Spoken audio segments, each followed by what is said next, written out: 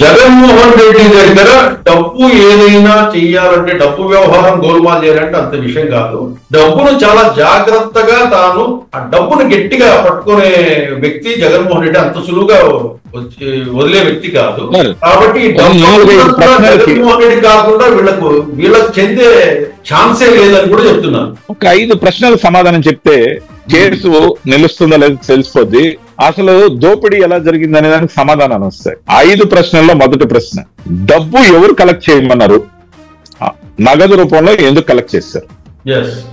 Insist చేయకపోతే 98,872 కోట్లలో 659 కోట్లు వదిలేసి 98,000 కోట్ల పై చిలుకు డబ్బు ప్రజల దగ్గర ఎందుకు తీసుకున్నారు? అలా ఎందుకు ఇన్సిస్ట్ చేశారు? దాని వెనుకున్న దురుద్దేశం ఏంటి? ఈ ఆర్డర్స్ ఎవరు పాస్ చేశారు చెప్పాలి సార్. ఇది ఒక ఎండీ చేయలేడు సార్. బెవరేజెస్ కంపెనీ ఎండీ ఒకటే చేయలేడు. ఇక్కడే ఈడీ అట్రాక్ట్ అయ్యే ప్రమాదం ఉంది. 1.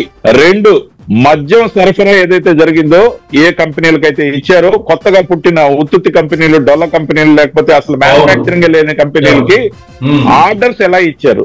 ఆర్డర్స్ ఎలా ఇచ్చారు? వాటికి ట్రాన్స్పరెన్సీ ఉందా? ఏ మొహమాటాలు పనిచేశారు? 3, ధరలు ఎవరు నిర్ణయించారు?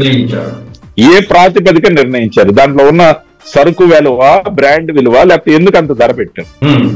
4, ముఖ్యంగా పాలసీ తీసుకోవాల్సింది ఎవరు, తీసుకున్నది ఎవరు? పాలసీ తీసుకునే దాంట్లో మ్యానుఫ్యాక్చరర్స్ తరపున వాళ్ళు కూడా వచ్చి పాలసీ డెసిషన్ లో పాల్గొన్నారంటే కుమ్మక్క అయినట్ట కానంట. 4, మీరు అయిపోయిన తర్వాత 5, ముఖ్యంగా మీరు ఏదైతే అమ్మారని లెక్కలు చెప్తున్నారో అవి మాత్రమే అమ్మారా? అసలు ప్రొక్యూర్ చేసింది ఎంత, అమ్మింది ఎంత? అంటే కంపెనీలు తయారు చేసింది ఎంత, అమ్మింది ఎంత? అంటే ఇంకా సపోజ్ 100 కేసులు అమ్మినట్టు లెక్క చూపించారు, 150 కేసులు అమ్మారనే అనుమానాలు ఉన్నాయి. దీనికి ట్రాన్స్పరెన్సీ ఎక్కడుంది? ఎవరు లెక్క చెప్తారు? సరే, మీరు చూపించిందే లెక్క అనుకుందాం. అసలు పై తప్పులన్నీ ఎందుకు జరిగాయి? సంబంధిత మంత్రి గారికి అసలు ఏ పాత్ర లేదా? అంటే మీ అందరికీ అక్షయ పాత్ర, మంత్రి గారికి మాత్రం ఉత్త పాత్ర.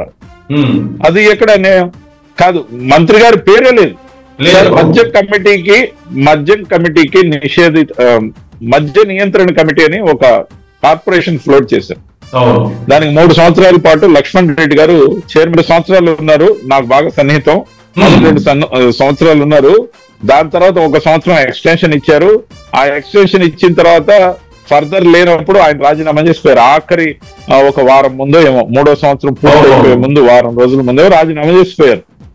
కానీ ఆయన స్టేట్మెంట్ కూడా రికార్డ్ చేయాల్సిన అవసరం ఉంది.